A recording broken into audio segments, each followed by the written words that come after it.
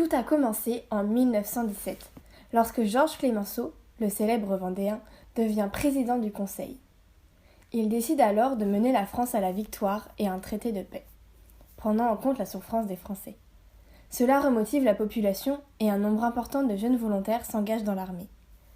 Maxime Dervieux, qui suivait alors des études de mécanicien à Nantes depuis 1914, fait partie de ces engagés volontaires.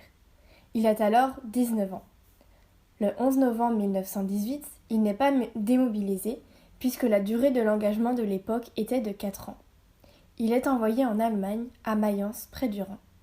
C'est une zone d'occupation qui sert de protection en prévention de notre attaque allemande. Pendant cette période, les Français ont eu l'idée d'envoyer des lettres de soutien et de réconfort aux jeunes soldats. Elles étaient écrites par de jeunes filles appelées marraines de guerre. Ces correspondances apportent un certain soutien moral aux jeunes hommes qui espèrent rencontrer leur marraine de guerre et peut-être de se marier avec elle par la suite.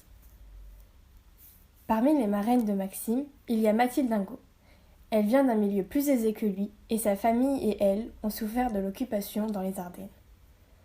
Au cours de ces échanges de lettres, Maxime Dervieux va éprouver un certain attachement pour sa marraine de guerre et va demander à la rencontrer en 1920.